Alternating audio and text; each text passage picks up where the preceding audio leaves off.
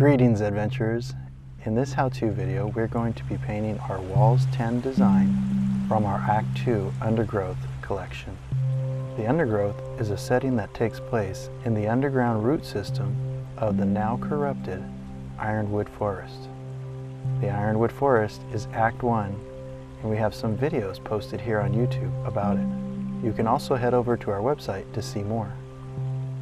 Since the undergrowth is underground, we're going to be painting the roots to match the trees in the forest above, and the rest of the rocks and dirt are going to match a cave/cavern system. The first thing we're going to do is paint the rocks, stones, and dirt areas. Then we're going to paint the roots and mushrooms. We only need 2 brushes for this project, one bushy brush for dry brushing and one small type brush for basic detail.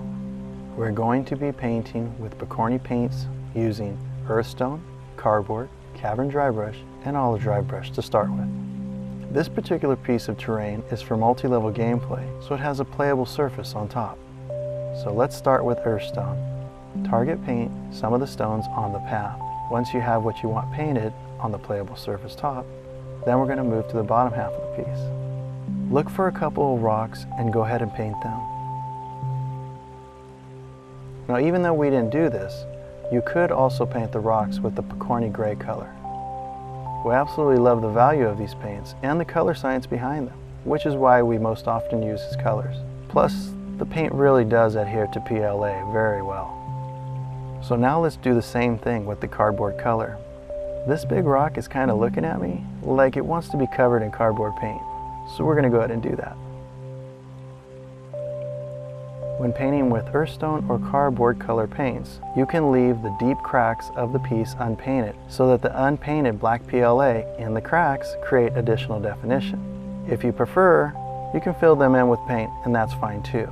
Either way, it's going to look fantastic.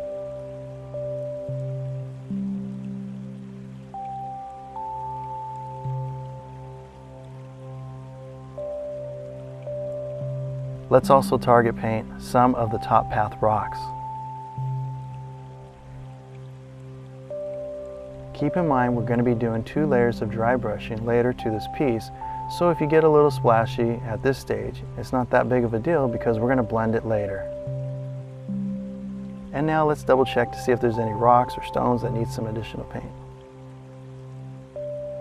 As you can see, this is really easy to do. And now we're coming to the fun part where we get to paint with Cavern Dry Brush. This really makes the piece pop.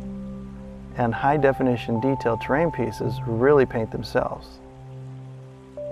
So let's load up our brush with Cavern Dry Brush color and then dry off our brush so that we can paint the edges, the top pathway, and around the bottom. We tend to use a slightly wetter dry brush around the top pathway and edges. Then when there's less paint on the brush, we target paint the inner areas.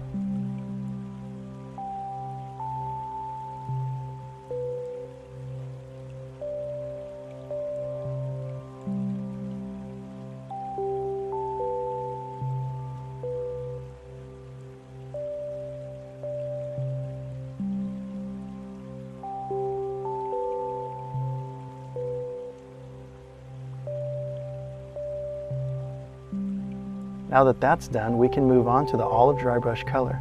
With the olive dry brush color, we want to load up our brush and brush off the paint onto a paper towel once again. But this time, let's make the brush more dry. We want to lightly go over the entire piece. If you were heavy on the Cavern Dry Brush color from the last step, you can tone it down with this color. And now this piece is really coming together. So now, let's move on to the next stage. Let's grab some base wood brown. You can dry brush the base wood brown over the middle of the roots, and then when your brush is much more dry, you can target the tops and the bottoms of the roots.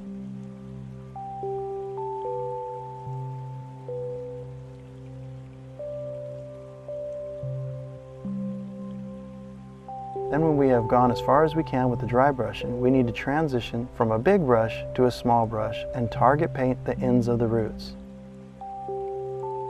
We have to be a bit more careful with this color. Try not to accidentally paint on non-root areas, otherwise it's gonna look like you painted with crayons, and nobody wants that.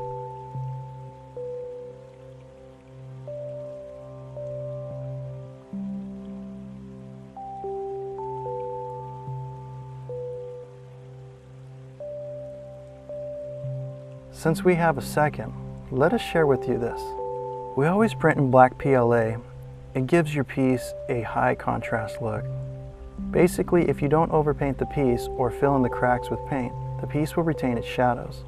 You can paint it any way you prefer, however, we just wanted to share with you because when we're designing the pieces, we contemplate how it will be painted.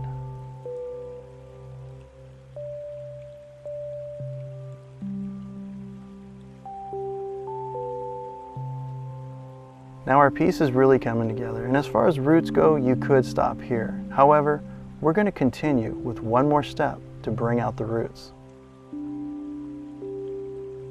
Let's grab some terracotta paint.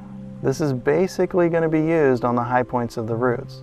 Our terracotta paint from the Pokorny factory came in kind of wet, so it goes on quickly and is striking in color. However, when it dries, it blends nicely. So keep that in mind. You may have to water down your terracotta color paint to get the same results. With this terracotta color, we're going to target the high sides of the roots, which can be any side that you prefer. Basically, consider if a player is walking with a light source in the cave or cavern system. The light source is coming from inside the cave, not the sun or the moon or the stars. That is to say, it's not coming from above. Secondly, and I'd say this is more important, we're trying to add a little more dimension to the roots, so you don't have to necessarily think in terms of highlights. Also, this color doesn't have to run up and down the entire root. I mean, it can, but it's fantasy, so let's have fun with it. This is a good time to mention this. As you know, we are painting these to match a root system cavern, but you very well could paint the roots to actually be vines. In fact, most of the undergrowth system can be painted to represent vines instead of roots. It just depends what type of campaign you're running, so it's totally up to you.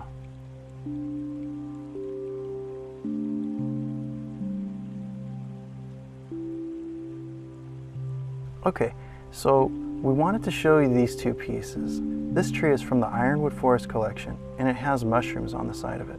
The mushrooms were painted with stone edge white. The mushrooms on the left piece, which is from the Undergrowth collection, are an off-white. With that in mind, what we're going to do is take the terracotta and mix it lightly with the stone edge white color. The ratio is absolutely up to you. Basically, what we're trying to do is make a dirty white, not a bright terracotta. Although you could, it's up to you. The reason why is we're going to top these oversized mushrooms on this particular piece with a touch of pure stone edge white at the end. So go around the 3 oversized mushrooms with the terracotta and stone edge color blend. Careful not to paint the surrounding rocks or dirt. Spin the piece around and cover all sides. And if you want to do a thorough paint job, turn the piece upside down and touch the undersides of the mushrooms.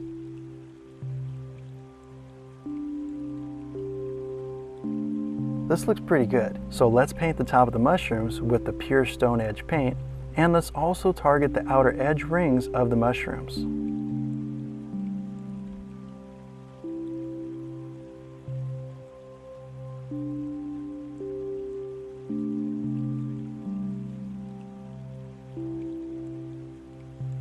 That looks done, and it looks marvelous. Oh, we got to see this in play. So let's grab the Undergrowth floor system and drop this piece in.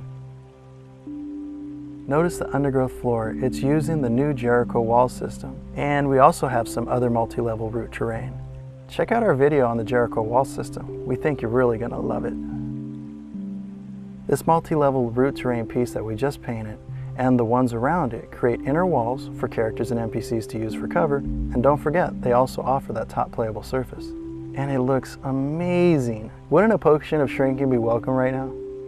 We want to thank you for joining us, and we hope you found this video helpful. If you like what we're doing here, hit that thumbs up button and share it with the community. We would really appreciate it. And if you haven't already, head over to our website so you can be notified when we release new Mystic Realm expansions. We also include discount codes so you can get free terrain designs like this one. In fact, this piece was free to all of our subscribers.